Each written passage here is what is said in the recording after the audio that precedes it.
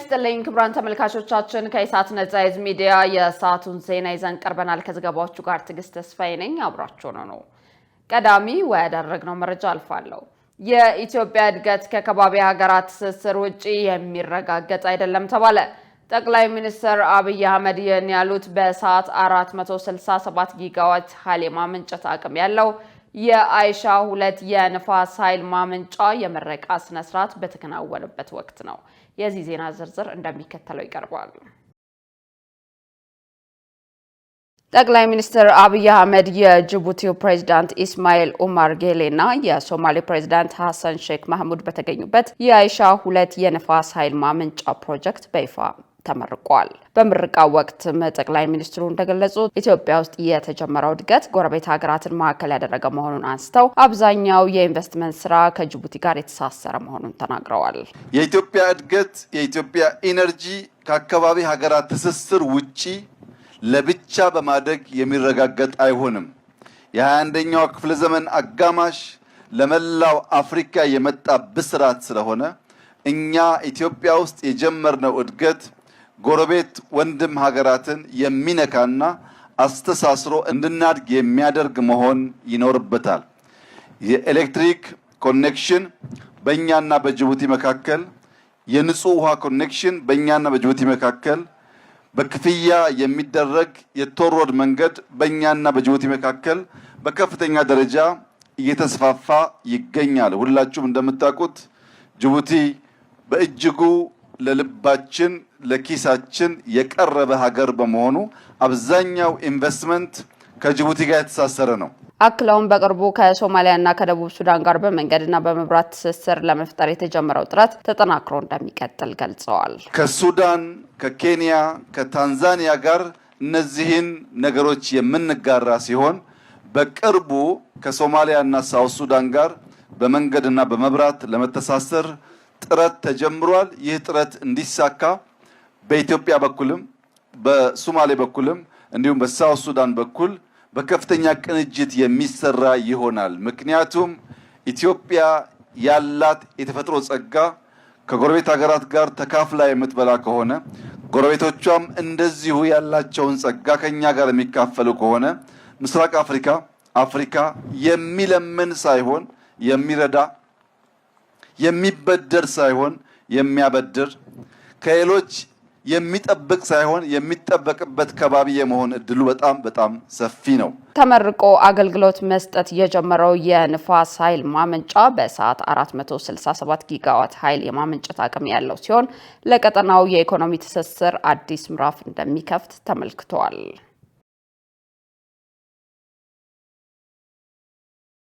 በሌላ ዜና ጠቅላይ ሚኒስትር አብይ አህመድ ከዩናይትድ ኪንግደም የኮመንዌልዝ ልማት ጉዳዮችና የውጭ ጉዳይ ሚኒስትር ይቬት ኩፐርን ጋር ተወያዩ። ጠቅላይ ሚኒስትር አብይ በማህበራዊ ትስስር ገጻቸው ባስተላለፉት መልእክት የዩናይትድ ኪንግደም የኮመንዌልዝ የልማት ጉዳዮችና የውጭ ጉዳይ ሚኒስትር ይቬት ኩፐርን አግኝቼ በቁልፍ የሁለትዮሽና ቀጠናዊ ጉዳዮች ላይ ተወያይተናል ብለዋል። አያይዘውም ከውይይታችን ጎን ለጎን በተካሄደው የኢንቨስትመንት አማካሪዎች ማዕቀፍ ስር የኢንቨስትመንትና ሀብት አስተዳደር የቴክኒክ ትብብር የመግባቢያ ስምምነትና የሁለቱ የጋራ የልማት ስምምነቶች ፊርማ መርሃ ግብር ላይም ተገኝተናል ነው ያሉት።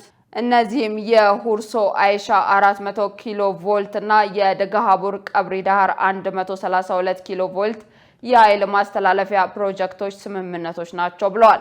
እነዚህ ስምምነቶች ትብብርን በማጠናከርና ስትራቴጂካዊ መሰረተ ልማት በማስፋፋት ረገድ ትልቅ እርምጃ የሚያሳዩ መሆናቸውን ጠቁመዋል።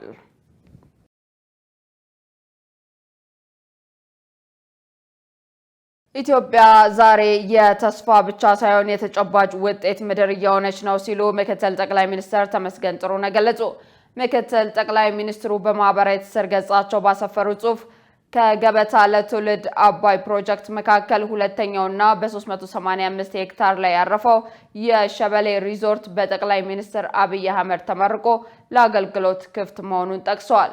ሪዞርቱ ኢትዮጵያን በአፍሪካ ቀዳሚት የቱሪስት መዳረሻ ለማድረግ በተያዘው ጉዞ ላይ ትልቅ እጥፋት የሚፈጥር ነው ሲሉም ገልጸዋል። የሸበሌ ሪዞርት የሶማሌን ክልል ከሀገራዊ ልማት ኢኒሼቲቭ ትሩፋቶች ተጠቃሚ ከማድረግ ባለፈ የምስራቅ ኢትዮጵያን የቱሪዝም ዘርፍ ወደ አዲስ ምዕራፍ የሚያሸጋግር ትልቅ አቅም መሆኑን አስታውቀዋል። አክለውም ኢትዮጵያ ዛሬ ተስፋ ብቻ ሳይሆን የስራና የተጨባጭ ውጤት ምድር እየሆነች ነው ሲሉም በአጽንኦት ገልጸዋል።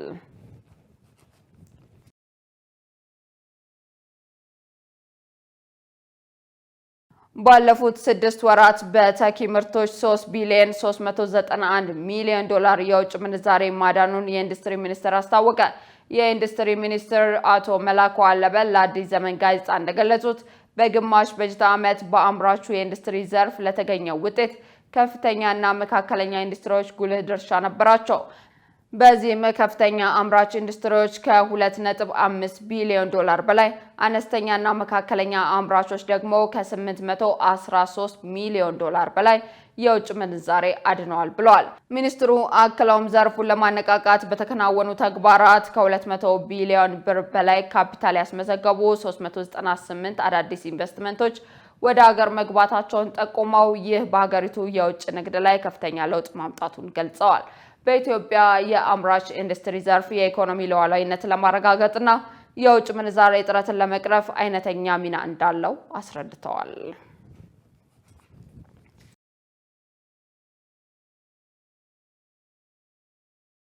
በኢትዮጵያ የማህበራዊ ሚዲያን አጠቃቀም የሚወስን ሕግ ተግባራዊ መሆን አለበት ተባለ። በተያያዘም አንዳንድ የአውሮፓ ሀገራት እድሜያቸው ከ18 ዓመት በታች ለሆኑ ህጻናት የሶሻል ሚዲያ አጠቃቀምን የሚገድብ ሕግ ተግባራዊ ማድረጋቸው ተገልጿል። ኢሳት በጉዳዩ ላይ የህግ ባለሙያና የስነ ልቦና አማካሪ አነጋግሯል። የዚህን ዜና ዝርዝር ሙሉቀን ሰለሞን እንደሚከተለው ያቀርበዋል።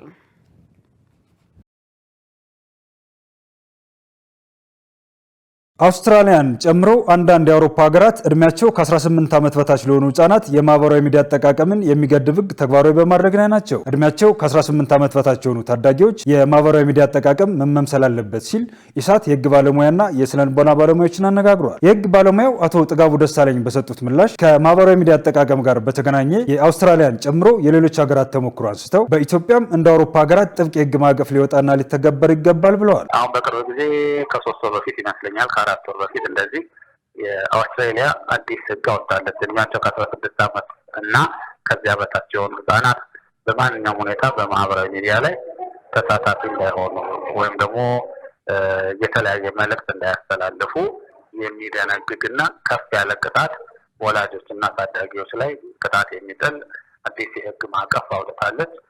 በአንዳንድ የአውሮፓ ሀገራትም ላይ በተመሳሳይ ሁኔታ አለ። እንግዲህ ሀገራት ጥብቅ የህግ ማዕቀፍ እያወጡ ያሉት። ስለዚህ በኢትዮጵያ ውስጥ እስካሁን ህጻናት በሶሻል ሚዲያ ላይ እንዳይሳተፉ ወይም በዛ አካባቢ ያላቸውን ተሳትፎ በግልጽ ማለት ነው በግልጽ የሚደነግግ አዲስ የህግ ማዕቀፍ የለንም፣ መውጣት አለበት። በሌላ በኩል የስነ ልቦና አማካሪው አቶ ቴዎድሮስ ደነሳው በበኩላቸው ያልተገባ የማህበራዊ ሚዲያ አጠቃቀም ታዳጊዎችን ለአእምሮ ጤና እክል የሚያጋልጥና ደህንነታቸውን አደጋ ላይ የሚጥል በመሆኑ በትኩረት ሊሰራበት ይገባል ነው ያሉት። ጥቃቶች አሉ።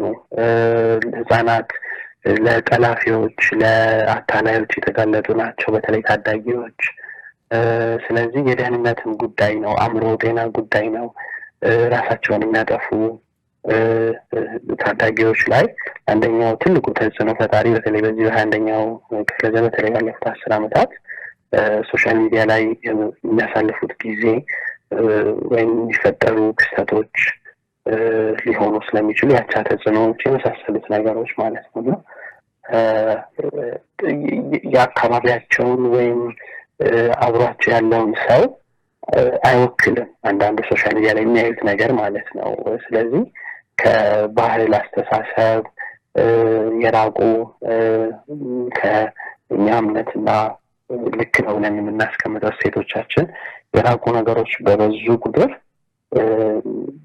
ነገሮችን እንደ ህዝብ አቅጣጫ ያስተናል ተብሎ ይታመናል። ስለዚህ ወጣቶች ላይ በሰፊው መሰራት አለበት። አክለውም ታዳጊ ህጻናት ጊዜያቸውን የሚያሳልፉበት ሁኔታና አካባቢ ማመቻቸት ወሳኝ ነው ብለዋል። ምንም በላይ አሁን ረጅም ጊዜ ያጠፉ ስለሆነ ታዳጊዎች በዛ ፋንታ ምን እናዘጋጅላቸው የሚለው ነገር መታሰብ አለበት። በቂ ነገሮች አሉ ወይ ጊዜ የሚያሳልፉበት፣ የሚማሩበት፣ ኢንጌጅ የሚያደርጉበት? ምክንያቱም እንደዛ ነገሮች ፓሲቭ ነው የሚያደርጉት ወይ ተቀባይ ነው የሚያደርጉት አይደለም። መረጃ ዝም ብለን ፊድ ነው የሚያደርገን። ግን አክቲቭ የሚያደርገን ወይም እኛን አሳታፊ የሚያደርጉ ኢንተረስቶች፣ ሆቢዎች፣ ኦፖርቹኒቲዎች ከአፍተር ስኩል ፕሮግራሞች እነዚህ ኤክስትራ ካሪኩላር የሆኑ ክበባት ምናምን ሰው ኢንጌጅ እንዲያደርግ እንዲሳተፍ ፕራክቲካል ስኪል የተግባራዊ ክህሎት ሙያዊ ክህሎቶች ሊሆኑ ይችላሉ። ታዳጊዎች ከትምህርታቸው በኋላ እንጨት ወይ ጋራዥ ወይም ማንኛውም ቦታ ሱቅ ሊሆን ይችላል የትኛውም ቦታ ሄደው ቮለንቲር እያደረጉ የስራ ልምዶች የሚወስዱበት አይነት ኦፖርቹኒቲዎች ካሉ ሞር ፕሮዳክቲቭ ይሆናሉ። ውጤታማ ታታሪ ስራ ባህል ያላቸው ወጣቶችን ፈጥራለንና በማህበራዊ ሚዲያ ታዳጊ ህጻናትን ከኢትዮጵያ ባህልና ወግ ውጪ የሆኑ መልእክቶች እንዲያስተላልፉ የሚደረግበት ሂደት እስከ 7 ዓመት እስር ቅጣት የሚያስጥል በመሆኑ ጥንቃቄ እንዲደረግ ጥሪ ቀርቧል። ክቡራን ተመልካቾቻችን ከኢሳት ነጻ ህዝብ ሚዲያ ዜናዎቻችን አሁንም እንደቀጠሉ ናቸው። በቀጣይነት ወደ ውጭ ዘገባ እናመራለን። እስራኤል በጋዛ ሰርጥ በፈጸመችው የአየር ጥቃት 32 ሰዎች መገደላቸውን የአካባቢው ባለስልጣናት ተናገሩ። በሐማስ የሚመራው የሲቪል መከላከያ ኤጀንሲ እንዳለው እስራኤል በተከታታይ በፈጸመችው የአየር ጥቃት ከተገደሉት ሰዎች መካከል ህፃናትና ሴቶች ይገኙበታል። ኤጀንሲው ጨምሮ እንዳስታወቀው በአንደኛው ጥቃት መሳሪያ የታጠቀ ሄሊኮፕተር በደቡባዊ የጋዛ ከተማ ሃኒውስ ተፈናቃዮች የተጠለሉበትን ድንኳን መጥቷል ብሏል። ፍልስጤማውያን የአሁኑ ጥቃት በአሜሪካው ፕሬዝዳንት ዶናልድ ትራምፕ አደራዳሪነት የተደረሰው የተኩስ አቁም ስምምነት ሁለተኛው ምዕራፍ ተግባራዊ መሆን ከጀመረ ወዲህ የተፈጸመ ከባዱ ጥቃት ነው ሲሉ ገልጸውታል። የእስራኤል ጦርም ሐማስ አርብ ዕለት ስምምነቱን ጥሷል በማለት ምላሽ ለመስጠት ሲል በርካታ ጥቃት እንደፈጸመ አረጋግጧል። እስራኤልና ሐማስ ስምምነቱን ባለፈው የአውሮፓውያኑ ዓመት ተግባራዊ መሆን ከጀመረ ወዲህ የተኩስ አቁሙን በመጣስ እርስ በርስ ይካሰሳሉ። የእስራኤል መከላከያ ኃይል በሰጠው መግለጫ እንዳለው በጥቅምቱ ስምምነት መሰረት የእስራኤል ኃይሎች ከተሰማሩበት ምስራቅ ራፋ ከመሬት ስር ባለ መሰረተ ልማት 8 አሸባሪዎችን ለይቷል። በመሆኑም ከእስራኤል የጸጥታ ተቋማት ጋር በመሆን 4 ወታደራዊ አዛዦችና ሌሎች ተጨማሪ አሸባሪዎችን መግደሉን እንዲሁም በሰርጡ ሐማስ ይገለገልባቸዋል ያላቸውን የጦር መሳሪያዎች ማከማቻዎችና ማምረቻዎችና መተኮሻ ጣቢያዎችን ጨምሮ በተለያዩ ቦታዎች የሚገኙትን ኢላማዎች መምታቱን ገልጿል።